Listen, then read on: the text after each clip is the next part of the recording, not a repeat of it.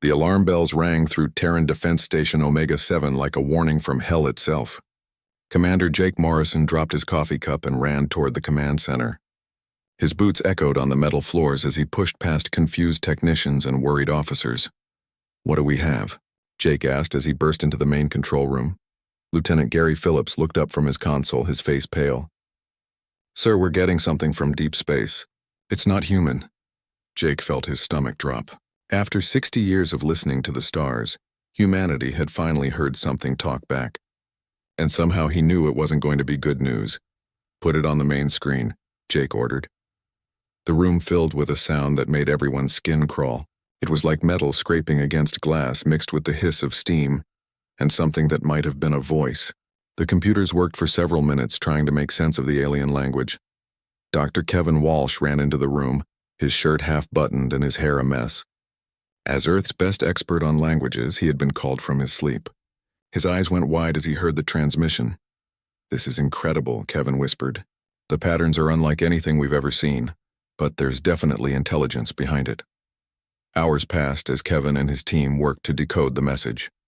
Jake paced the floor, drinking cup after cup of bitter coffee. He had called Admiral Lisa Carter on Earth, and she was on her way up to the station. Finally, Kevin stood up from his computer. His face was white and his hands shook slightly.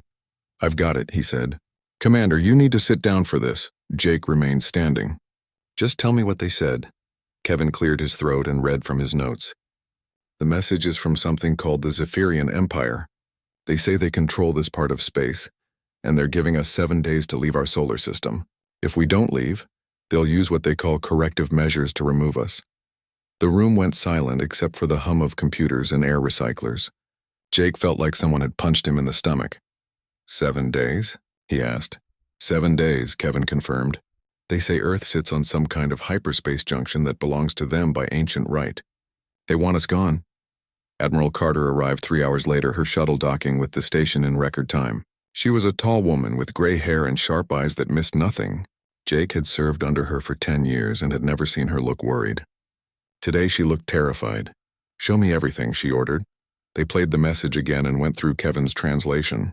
Carter listened without speaking, her face getting more serious with each word. "Have we had any other contact with these Zephyrians?" she asked. Captain Amy Rodriguez stepped forward. She had been waiting in the corner, nervous about speaking up. "Admiral, I think I saw their ships." Carter turned to her. "Explain." 3 months ago, my ship Terra Nova was exploring near Proxima Centauri. We detected several ships that didn't match any human design. They were fast and they seemed to be watching us. When we tried to get closer, they disappeared. Carter's eyes narrowed. "Why wasn't this reported?" Amy looked embarrassed. "It was, ma'am. But the report was filed as a sensor malfunction. No one believed we had actually seen alien ships." "They've been watching us," Carter said quietly, "studying us, and now they've decided we're not worth keeping around." The next few hours were chaos. Carter sent emergency messages to every government on Earth. The response was immediate and divided. Some countries began evacuation plans right away. Others, led by President Frank Miller, refused to even consider leaving Earth. "This is our home," Miller said during an emergency video conference. "We've lived here for thousands of years. We're not going to run away because some aliens tell us to." Other leaders disagreed. "We don't know how powerful they are," argued Prime Minister Chen from the Asian Federation. "Maybe we should at least try to negotiate." "Negotiate?" Miller shot back. "They didn't offer to negotiate. They gave us an ultimatum." Carter watched the politicians argue and felt sick. Humanity's first contact with alien life, and they were already falling apart. Back on the station, more reports came in. Deep space sensors had detected movement at the edge of the solar system. Something big was coming, moving faster than any human ship could travel. Jake found himself standing in the observation deck, looking out at Earth. The blue and white planet looked peaceful from here, completely unaware that its entire population might have to leave in less than a week. "What do you think we should do?" Amy asked, joining him at the window. Jake was quiet for a long moment. "I think we should fight." Amy looked surprised. "Fight?" "We don't even know what we're up against." "That's true," Jake admitted. "But running away feels wrong. Earth is our home. Our families are down there. Our history, our culture, everything that makes us human is on that planet. But if we can't win, Jake turned to look at her. Then at least we'll go down fighting. Maybe that's better than spending the rest of our lives as refugees wondering what might have happened if we had stood our ground. Amy nodded slowly. You really think we have a chance? I don't know, Jake said honestly. But humans have survived a lot of things. Ice ages, wars, plagues, natural disasters. We're stubborn. Maybe that's enough. The next morning brought more bad news. The alien ships were moving faster than expected. Instead of 7 days, humanity might have only 4 or 5 before the Zephyrians arrived. Carter called another emergency meeting.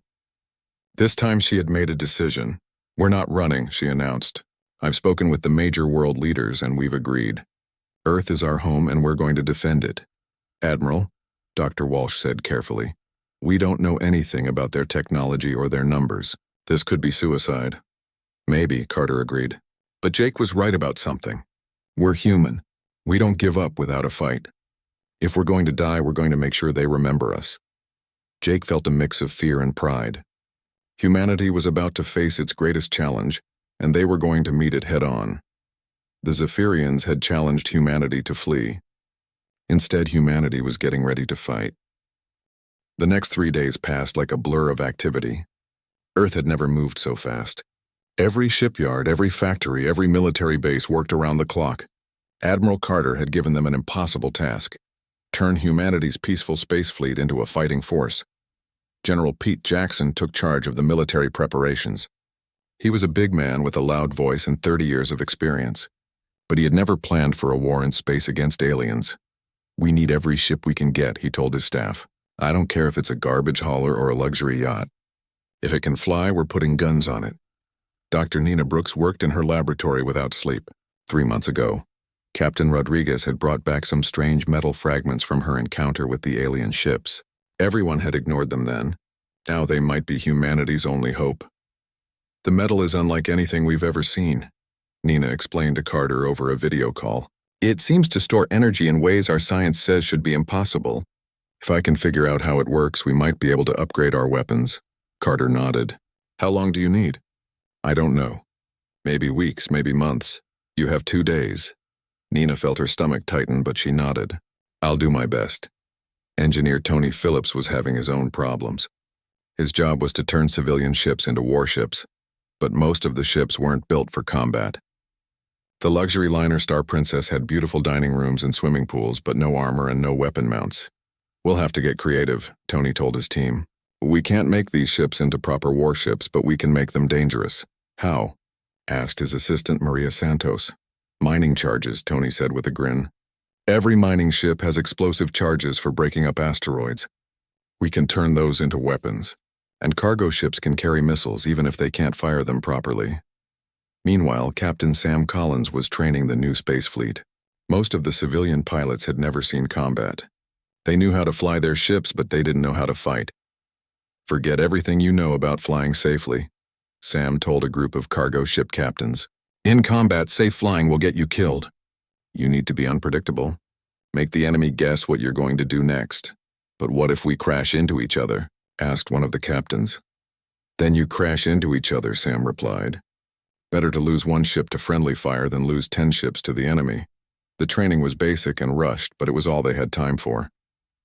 The civilian pilots learned to fire weapons, coordinate attacks, and most importantly, how to ram enemy ships if everything else failed. Dr. Brooks made her breakthrough on the 2nd day.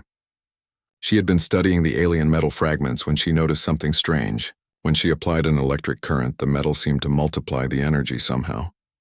It's like a battery and an amplifier at the same time, she explained to Carter. If we can integrate this into our weapon systems, we can increase their power by hundreds of times. Can you do it? Carter asked. I can try, but I'll need to work directly with the fleet. We'll have to install the upgrades while the ships are already in space. Carter agreed immediately. Nina and her team were shuttled up to the fleet, where they began the dangerous work of modifying weapons systems on ships that might see combat within hours. The alien ships arrived early. Captain Amy Rodriguez was on patrol duty near Jupiter when her sensors detected them.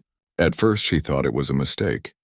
The readings showed ships larger than anything humanity had ever built, moving at impossible speeds. Command, this is Terra Nova, she called. I'm seeing multiple contacts bearing 27 Mark 6. They're huge. Terra Nova, can you get a better look? Came Carter's voice. Amy moved her ship closer, staying behind one of Jupiter's moons for cover. What she saw made her blood run cold. The alien ships were beautiful and terrifying. They looked like they were grown rather than built, with smooth curves and surfaces that seemed to shift in the light. Command. I count 12 ships. The smallest one is bigger than our largest battleship.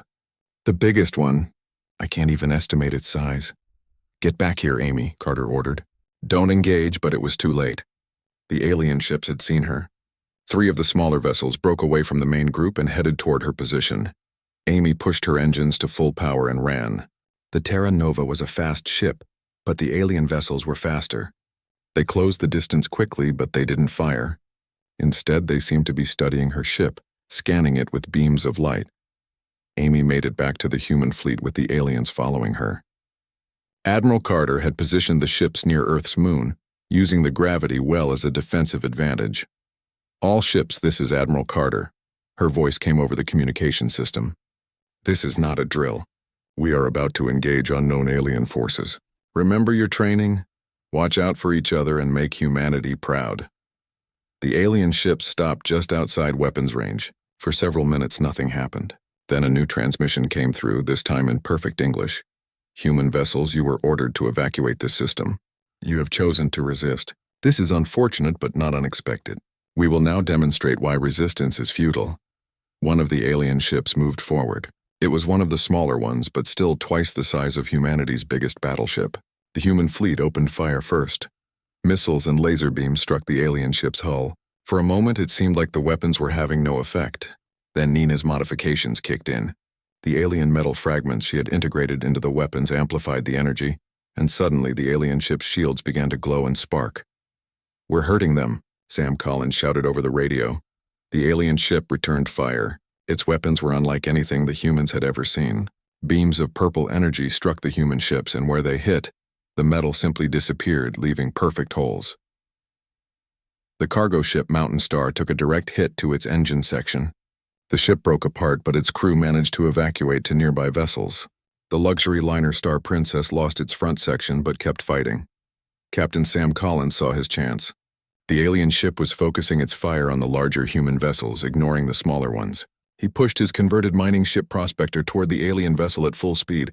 Sam, what are you doing? Carter called. Something stupid, Sam replied. But it might work. The Prospector rammed into the alien ship's side at full speed. The mining charges that Tony Phillips had installed in the ship's hull exploded on impact. The alien vessel shuddered and began to spin out of control. It worked, someone shouted over the radio, but the victory was short-lived. The other alien ships opened fire and the human fleet began to take serious damage. The converted civilian ships fought bravely, but they were outgunned and outnumbered. All ships fall back to the moon's surface, Carter ordered. Use the terrain for cover. The human fleet retreated, but they had learned something important. The aliens could be hurt. Their ships weren't invincible. And sometimes desperate tactics could work better than careful planning. As the human ships regrouped behind the moon, the aliens stopped their attack. They seemed confused by what had happened. According to their intelligence, humans were supposed to be a peaceful species. They weren't supposed to fight back so fiercely. The first battle was over, but the war was just beginning. 6 months later, everything had changed. Earth looked like a fortress now, surrounded by defensive stations and patrol ships. The first battle had been just the beginning. The aliens had sent bigger fleets and humanity had learned to fight dirty. War Prime Veltar stood on the command deck of his flagship, staring at the tactical display with growing frustration. In 3,000 years of conquest, he had never encountered anything like humans. Every other species had followed predictable patterns. They either surrendered immediately or fought according to logical military doctrine. Humans did neither. Report, Veltar commanded his tactical officer. The humans have struck our supply convoy near the 4th planet again. They used the same tactic as before, hiding inside the asteroid field and attacking with small fast ships.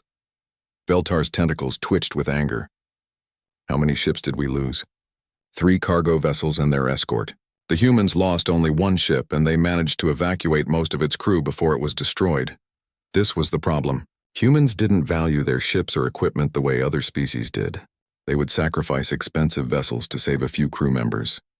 They would ram military ships into enemy targets without hesitation. It made no sense.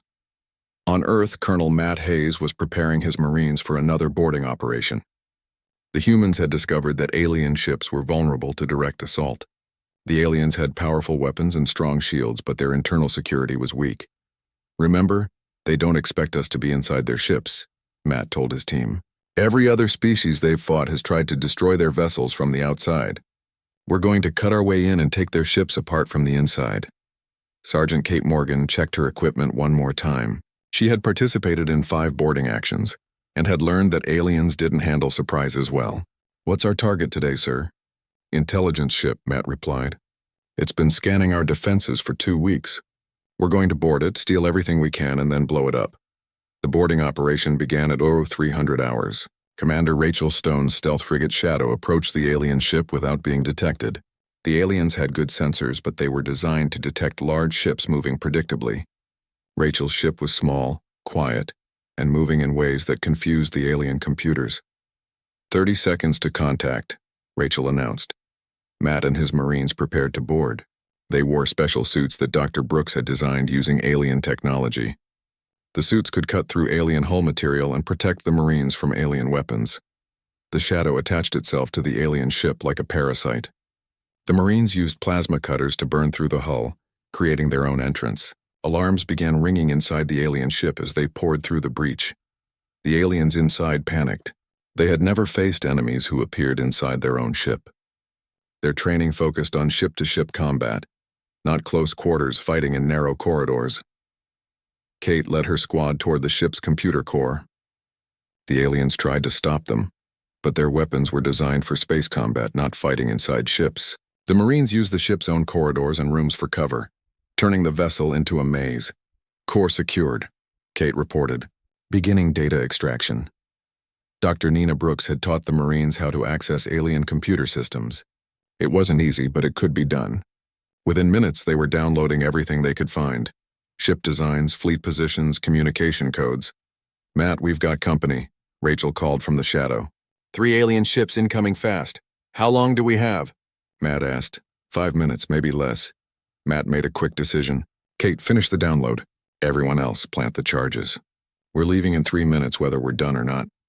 The Marines worked quickly. They had practiced this operation dozens of times. The alien ship's crew tried to reach the computer core, but the Marines had sealed the corridors with emergency barriers. "Download complete," Kate announced.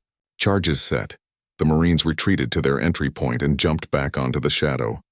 Rachel had already fired up the engines and was ready to run. As soon as the last Marine was aboard, she pushed the ship away from the alien vessel.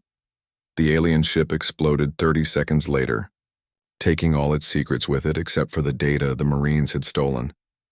Back at Earth, Dr. Kevin Walsh was analyzing the captured information. What he found changed everything. "Admiral, you need to see this," he told Carter. Carter looked at the translated documents on Kevin's computer screen. Her expression grew more and more serious as she read. "These aliens aren't just conquerors," she said finally. "They're running from something." Kevin nodded. "According to these files, there's something called the Devourers. The Zephyrians have been fighting them for thousands of years. They've lost dozens of worlds and billions of lives, and they need our solar system as a fortress." "Exactly. The hyperspace junction they mentioned isn't just about territory. It's a strategic position they can use to defend against the Devourers." Carter felt a chill run down her spine. If the Zephyrians, with all their advanced technology, were afraid of these Devourers, what chance would humanity have? Lieutenant Commander Alex Turner was preparing for a diplomatic mission. The humans had captured several Zephyrian officers during recent battles, and someone needed to talk to them. "What do we know about their psychology?" Alex asked Dr. Walsh. "They're very hierarchical," Kevin explained. "Orders come from the top down, and individual initiative is discouraged. They value logic and efficiency above everything else. That explains why they have trouble with us," Alex said. "We don't follow any logical pattern. The Zephyrian prisoners were kept in a secure facility on Luna. They had been treated well according to human standards, but they seemed confused by their captivity. Most species either killed prisoners or used them for slave labor. Humans just talked to them. Alex entered the interrogation room where War Leader Kethvar was waiting. The alien was tall and thin, with 4 arms and skin that shifted colors based on its emotions. Right now it was showing patterns that Kevin had identified as confusion and frustration. "Why do you fight us?" Kethvar asked immediately. "Your species is weak. Your ships are primitive. You should have surrendered or fled." Alex sat down across from the alien. "Because this is our home. We don't give up our homes. Your home will be destroyed when the Devourers arrive. We offer you protection in exchange for the system. It is a fair trade." "Protection? You gave us an ultimatum. You didn't offer protection." Kethvar's skin pattern shifted to what might have been surprise. The ultimatum was protection. "We were giving you time to evacuate before we fortified this system against the Devourers." Alex felt understanding dawn. "You weren't trying to conquer us. You were trying to save us, of course. The Devourers consume everything. No species survives their arrival. We have saved 43 species by relocating them before the Devourers reached their worlds. But you didn't explain that in your message. Explanation was unnecessary. When the Zephyrian Empire commands, other species obey. This has always been the way." Alex leaned back in his chair. Humanity had been fighting a war based on a misunderstanding. The Zephyrians weren't evil conquerors. They were trying to save everyone from something much worse. But that raised a new question. If the Devourers were so terrible that the mighty Zephyrian Empire ran from them, what hope did anyone have when they finally arrived? The answer came sooner than anyone expected. Captain Jerry Price's Deep Space Patrol detected new contacts at the edge of the solar system. Ships unlike anything they had ever seen. Organic-looking vessels that seemed to pulse with their own life. "Command, this is Deep Space Patrol 7, Jerry reported. "I'm seeing multiple contacts, but they don't look like Zephyrian ships. They look alive." Admiral Carter felt her blood turn to ice. She looked at the captured Zephyrian intelligence files on her desk. According to those files, when the Devourers arrived, they didn't just conquer worlds, they consumed them. Captain Jerry Price had seen a lot of strange things during his 20 years in space, but nothing had prepared him for what appeared on his sensors. The ships moving toward his patrol were wrong in ways that made his brain hurt to look at them. "Command, these aren't ships," Jerry reported, his voice tight with fear. They're some kind of living things, and they're huge." Admiral Carter's voice came back immediately. "Jerry, get detailed scans and then get out of there. Do not engage." But Jerry was a curious man, and curiosity had kept him alive through many dangerous situations. He moved his patrol ship closer to get better sensor readings. What he saw made him wish he had followed orders and run. The Devourer ships looked like massive sea creatures that had learned to swim through space. Their hulls pulsed like beating hearts, and strange tentacles writhed along their surfaces. Worst of all, they seemed to notice his ship watching them. "They're turning toward us," Jerry's co-pilot, Lieutenant Sarah Kim, said. "Multiple contacts breaking away from the main group." Jerry pushed his ship's engines to maximum power. The patrol vessel Watchman was fast, but the pursuing Devourer ships were faster. They moved through space like sharks through water, closing the distance with terrifying speed. "They're firing," Sarah announced. But the weapons weren't like anything the humans had seen before. Instead of energy beams or missiles, the Devourer ships shot something that looked like living tissue. When it hit the Watchman's shields, it didn't bounce off or explode. It stuck to the energy barrier and began to spread. "The shields are being consumed," Sarah reported in disbelief. "Whatever that stuff is, it's eating our shield generators." Jerry tried every evasive maneuver he knew, but the organic weapons kept hitting his ship. Soon the shields were gone completely, and the strange tissue began eating through the hull itself. "All crew to escape pods," Jerry ordered. "We're abandoning ship." Most of the crew made it to the escape pods, but Jerry stayed behind to make sure everyone got out safely. By the time he reached his own pod, the Devourer tissue had consumed half his ship. "Jerry, get out of there," Sarah called from her pod. Jerry tried to launch his escape pod, but the mechanism had been damaged. He was trapped on a ship that was being eaten alive around him.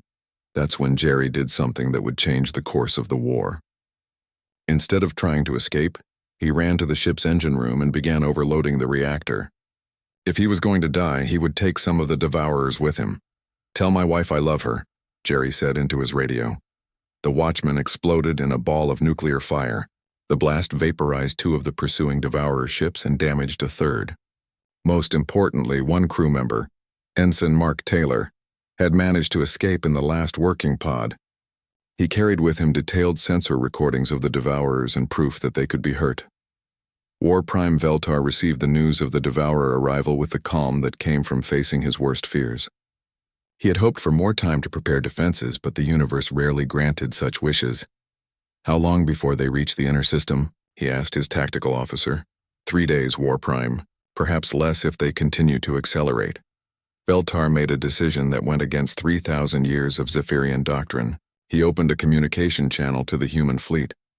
Admiral Carter, this is War Prime Veltar. We must speak immediately. Carter was surprised to receive a direct communication from the Zephyrian commander. For 6 months they had been trying to kill each other. Now he wanted to talk. I'm listening, War Prime. The Devourers have arrived. Our war is now meaningless. We must join forces or we will all be consumed. Carter had been expecting this moment since reading the captured intelligence files. What do you propose? A temporary alliance. My fleet will share our technology and tactical knowledge. In return, your forces will coordinate with ours in a combined defense of this system.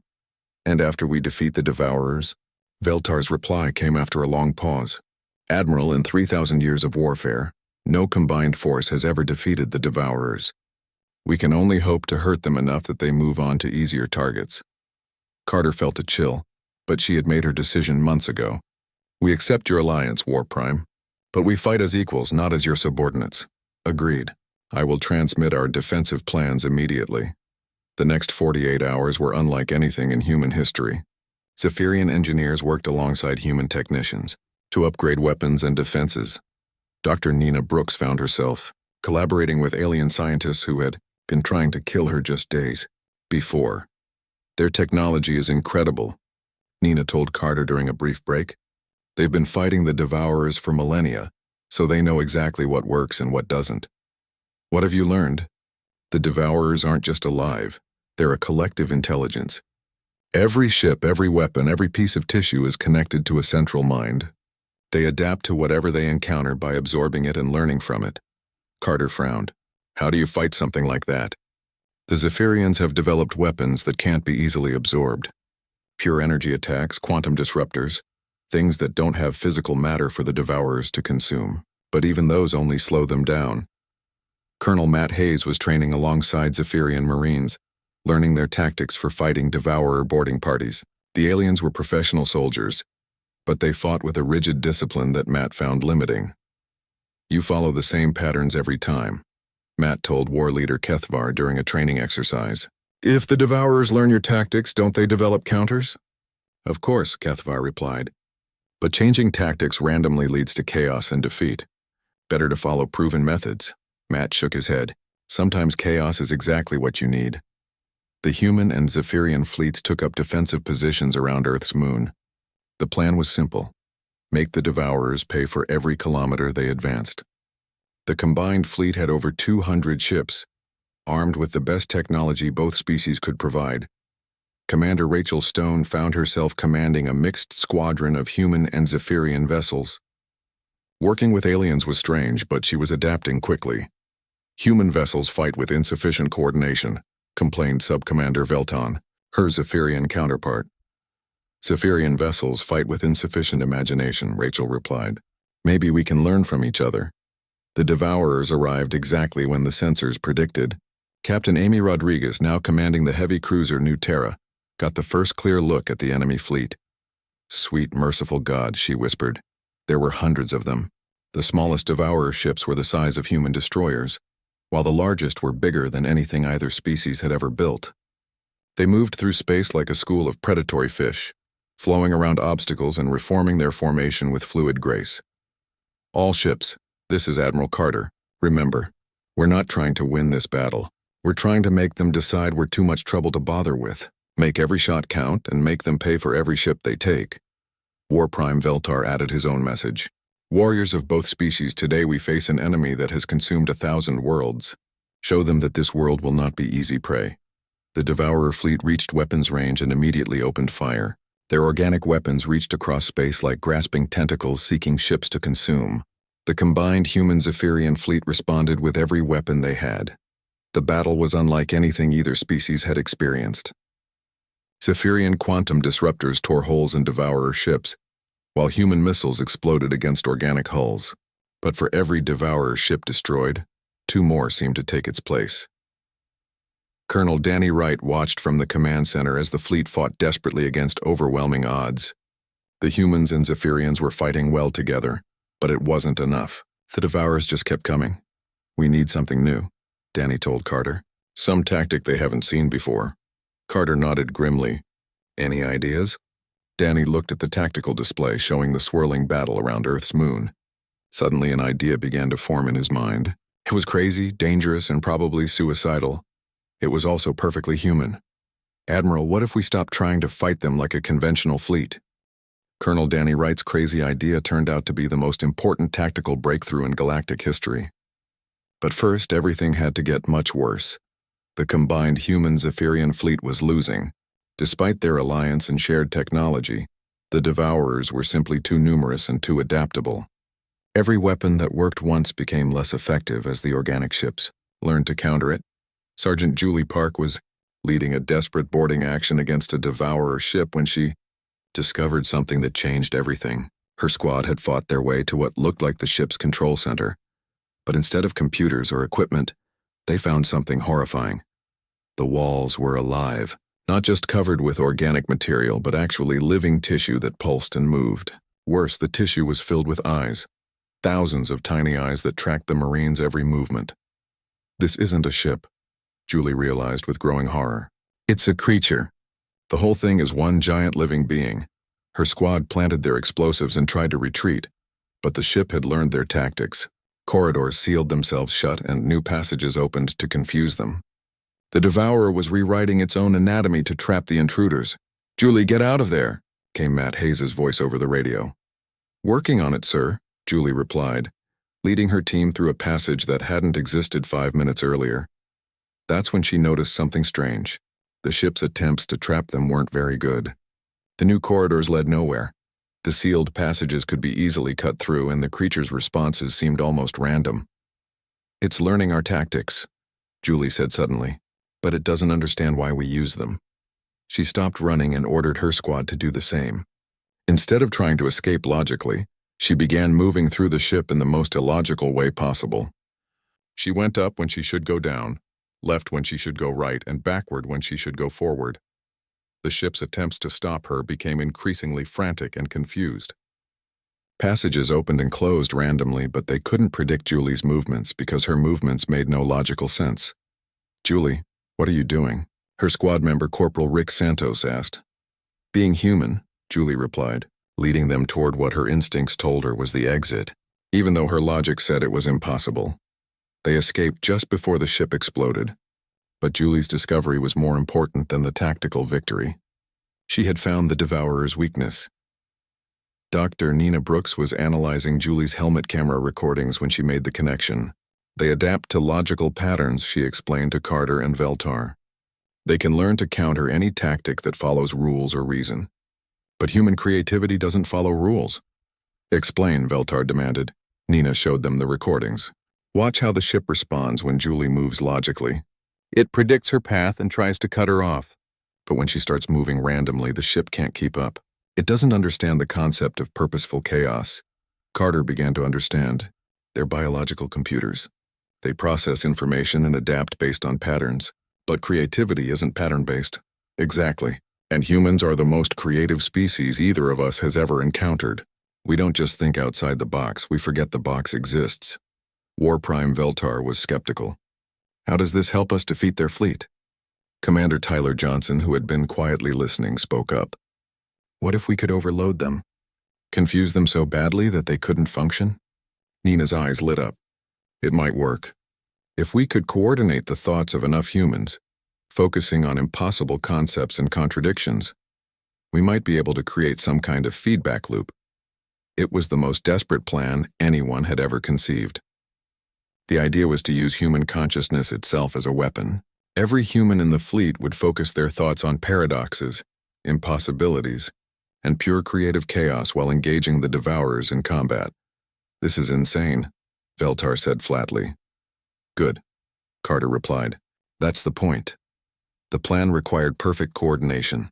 Dr. Brooks quickly developed a system using quantum entanglement communicators that could link every human mind in the fleet. It was crude and dangerous, but it was their only hope. Captain Sam Collins, now commanding the rebuilt destroyer Phoenix, was one of the first to test the system. When he activated the mental link, he could feel the thoughts of every other human in the fleet. It was overwhelming at first, but then it became something beautiful. "I can feel everyone," he reported. "It's like being part of a giant mind." The final battle began when the Devourer main fleet reached Earth's orbit. They had consumed the outer defenses and were preparing to begin harvesting the planet itself. The combined human Zephyrian fleet made their last stand between the enemies and Earth. "All human vessels, activate the consciousness link," Carter ordered. Throughout the fleet, human minds joined together in an unprecedented network of shared thought. But instead of thinking about tactics or strategy, they focused on impossible things. Commander Rachel Stone thought about colors that didn't exist. Captain Amy Rodriguez imagined numbers that were both odd and even at the same time. Sergeant Julie Park visualized a box that contained itself. The effect on the Devourers was immediate and devastating. The organic ships began to shudder and convulse as their collective intelligence tried to process concepts that had no biological equivalent. They had spent millions of years learning to adapt to physical threats, but they had never encountered pure creativity used as a weapon. One by one, Devourer ships began to tear themselves apart as their biological computers overloaded. The larger vessels tried to disconnect from their smaller companions, but the chaos had already spread through their network. "It's working," Tyler Johnson shouted over the communication system. "They're destroying themselves." But the humans couldn't maintain the mental link for long. The strain of coordinating thousands of minds was enormous, and people began to collapse from exhaustion. The Devourers started to recover as the chaos in their network decreased. That's when War Prime Veltar did something that shocked everyone. "Zephyrian fleet attempt to join the human mental link." "War Prime, that's impossible," his tactical officer protested.